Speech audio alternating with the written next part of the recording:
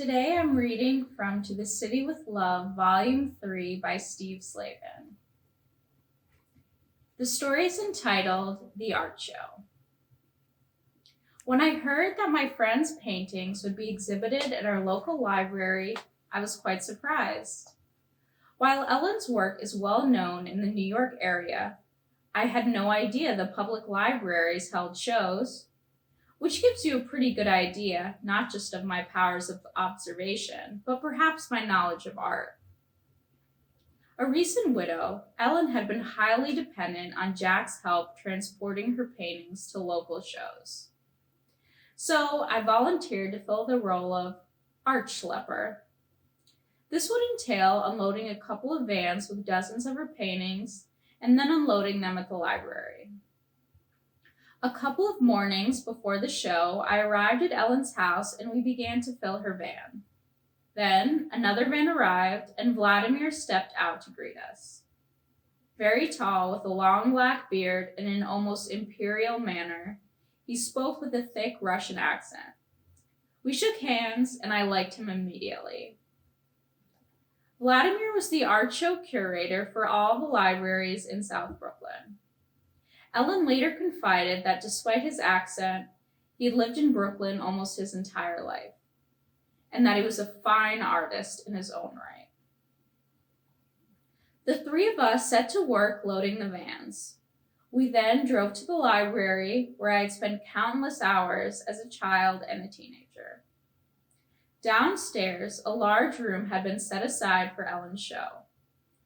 We began to unload the vans and soon were joined by a woman in her early 20s whom Ellen had recently met.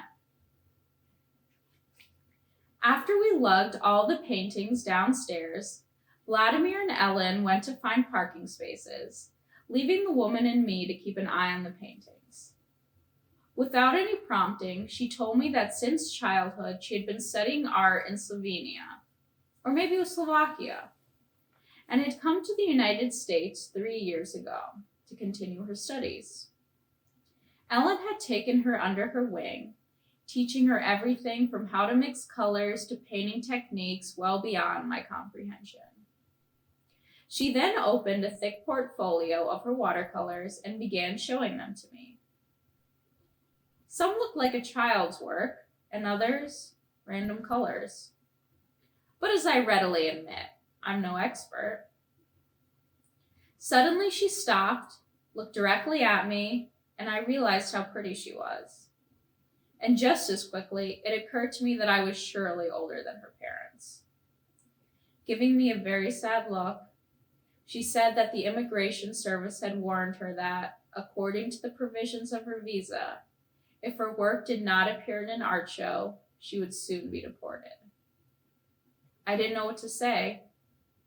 Then she told me that her parents, with little money themselves, had been supporting her, and that they would be devastated if after all their efforts their daughter was deported.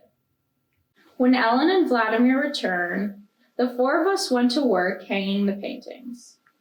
There would be an opening party in 2 days, and the shows would go on for a month. As we hung the paintings, Vladimir told anecdotes of other shows he had curated and the artists he had dealt with.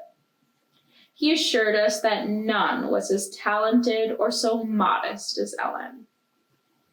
When we finished hanging, Ellen went outside to make a phone call, and the three of us sat down around a table. The young woman started telling Vladimir that she too was an artist. Vladimir smiled, but said nothing. He must have known what was coming next. When she opened her portfolio, I cringed. Vladimir continued to smile. As she showed him each painting, he would motion for her to move on to the next one, and then the next. Soon, these motions were accompanied by what seemed like grunts. As the show continued, the grunts grew louder, and the waves of dismissal more emphatic.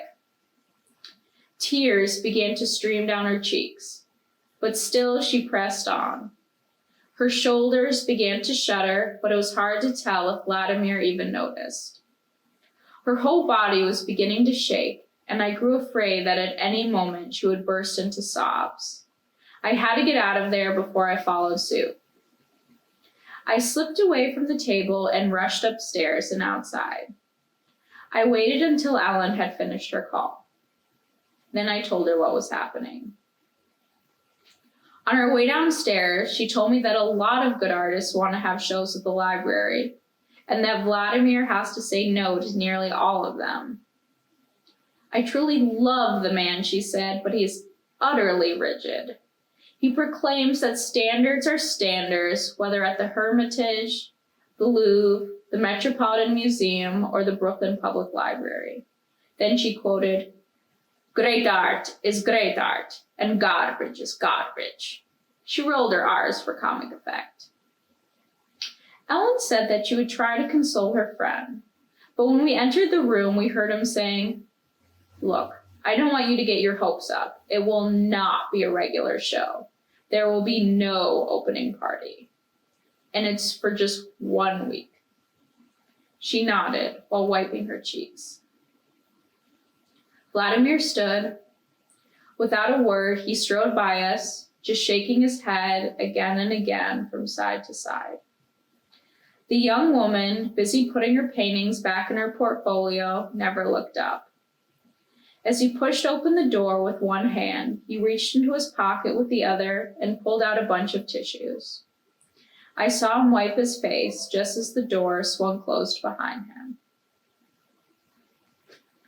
That was from To the City with Love, Volume 3 by Steve Slavin.